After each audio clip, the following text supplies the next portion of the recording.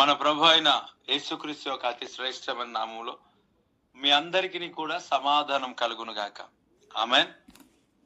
దేవుని వాక్యాన్ని మనము ధ్యానం చేద్దాం.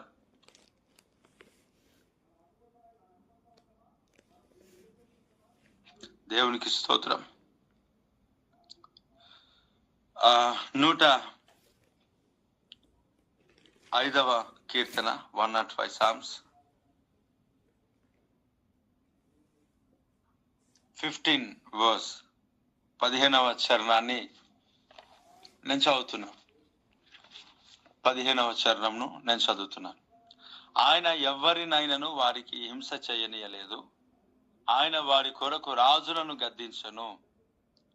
దేశము మీదికి ఆయన కరువు రప్పించను. జీవనాధారమైన ధాన్యమంతయు కొట్టివేశను. దేవునికి స్తోత్రం. వారికంటే ముందుగా ఆయన యొక్కని పంపెను. యోసేపు దాసుడుగా అమ్మబడెను. ఇప్పుడు ఇక్కడ ఒక మాట సెలవిస్తున్న దేవుని యొక్క వాక్యంలో,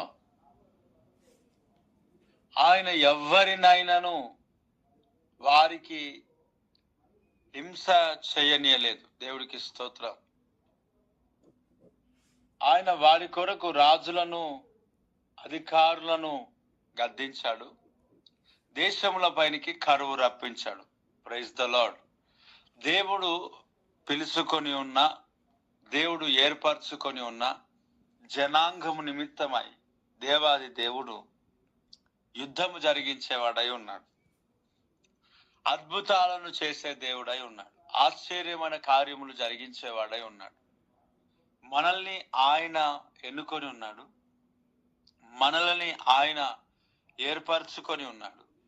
మనం ఏర్పరచబడిన రాజులైన యాజక సమూహంలో, ఆ గుంపులో చేర్చబడిన దేవుని సొత్తైన ప్రజలుగా మనం ఉంటుండగా దేవుడు ఈ మాటను ఈ యొక్క ఉదయకాల సమయంలో వాక్యం ద్వారా దేవుడు మనకు తెలియజేస్తుంటుండగా ఇక్కడ చెప్తారు ఆ మాట, ఆయన ఎవరినైనా వారికి హింస చేయనీయలేదు. దేవుని ప్రజలు ప్రయాణమై సాగుతుంటుండగా, లేక దేవుని ప్రజలు ఆ ప్రాంతంలో వారు నివసిస్తుంటుండగా, వారు సాగుతుంటుండగా, వారు దేవుని పనిలో ముందుకు సాగుతుంటుండగా అనేక ప్రజలు, శత్రువులు, చుట్టుపక్కల దేశ సమూహాలు లేపబడుతుంటున్నప్పుడు దేవుడు వారిని నడిపిస్తుంటున్న సమయాల్లో ప్రియులారా, ఎవరి ద్వారా కూడా హింస అనేది కలగకుండా దేవుడు పగలు మేఘస్తంభమై, రాత్రి అగ్నిస్తంభమై ఇశ్రాయేలును నడిపించాడు ఆ దేవాదేవుడు. దాన్ని బట్టి సమస్త మహిమ, ఘనత, ప్రభావములు దేవునికే చెల్లును గాక. వారు మేఘం క్రిందట నడిచారు.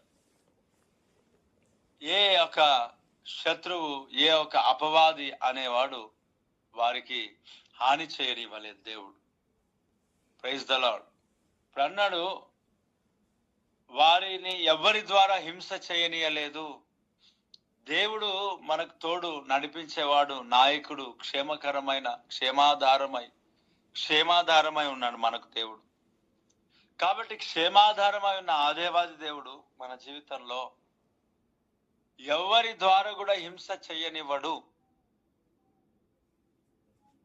మీ కొలీగ్స్, అధికారులు, మీ పైన వారు ఎవరైనా సరే దేవుడు వారి ద్వారా నీకు హింస కలగనివ్వడు. చుట్టుపక్కల ద్వారా దేవుడు వారిని మొత్తడానికి ఆయన వెనుకాడడు.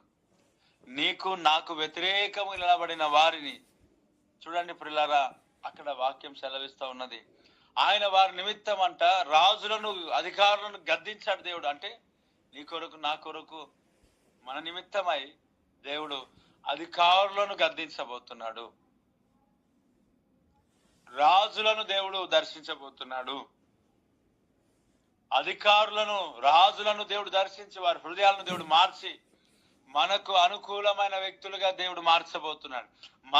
కేవలం మనకు మాత్రమే అనుకూలముగా దేవుడు మార్చబోతున్నాడు.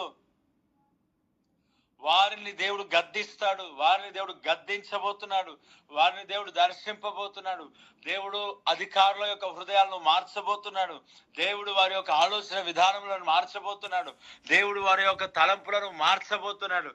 దేవుడు వారి జీవితాలను మార్చబోతున్నాడు. దేవుడు వారి యొక్క హృదయాలను దేవుడు మార్చబోతున్నాడు. కేవలం మనల్ని బట్టి వారిని దేవుడు గద్దించబోతున్నాడు, అధికారులను గద్దించబోతున్నాడు. ఎస్, హల్లెలూయా. అధికారులను దేవుడు గద్దించబోతున్నాడు. అధికారుల హృదయాలను దేవుడు దర్శించబోతున్నాడు. మనకు వ్యతిరేకంగా ఉంటున్న వారందరినీ దేవుడు దర్శించి గద్దించి అనుకూలంగా మార్చే దేవుడు. ఎంతటి అధికారులనైనా మనతో మన జీవితాలు దేవునితో అంటుకట్టబడి నడిపించబడుతుంటుండగా ఆ అధికారుల యొక్క హృదయాలను దేవుడు మార్చబోతున్నాడు. ఆ అధికారుల యొక్క జీవితాలను దేవుడు మార్చబోతున్నాడు. వారి అంతరంగ స్థితిని దేవుడు మార్చబోతున్నాడు. వారి యొక్క హృదయాలోచనలన్నిటిని దేవుడు మార్చబోతున్నాడు. సహకరిస్తారు. ట్రాన్స్ఫర్ విషయంలో, జాబ్స్ విషయంలో, ఇంటి విషయంలో, గృహ విషయంలో, ఆర్థిక విషయంలో, అలాగే సొంత వారు, కుటుంబస్తులు, పైనున్న వారు ఎంతమైతే ఉన్నారో వారందరూ కూడా నీకు సహకరించడానికి దేవుడు ఆస్వాదించబోతున్నాడు. అధికారులను గద్దించుతాడంట ఆయన. వారి కొరకు ఎవరినంట? రాజులను గద్దించాడు. రాజులను పరిపాలన చేసేవారు, రాజులు పరిపాలించేవారు. ఆ రాజులను దేవుడు ఏం చేస్తున్నాడు? గద్దిస్తున్నాడు. దేవుడు మన దేశంలో ఉంటున్న దేవుని ప్రజల నిమిత్తమై ప్రపంచంలో అనేక ప్రాంతాల్లో దేవుని యొక్క సంఘం పైన విచిత్రముగా దాడి జరుగుతుంటుండగా ఆయా స్థలాల్లో, ఆయా ప్రాంతాల్లో, ఆయా దేశాల్లో దేవుని ప్రజల నిమిత్తమై పరిపాలన చేస్తున్న పరిపాలకులను, రాజులను దేవుడు గద్దించును గాక, దేవుడు దర్శించును గాక, వారు గద్దింపబడును గాక.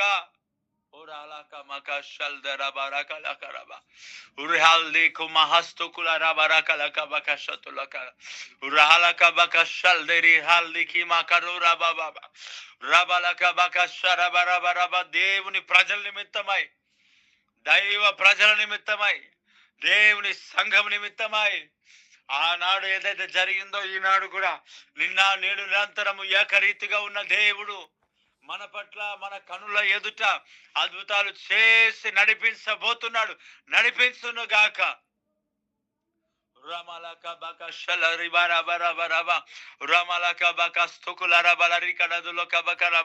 ఆయన రాజులను గద్దించాడంట.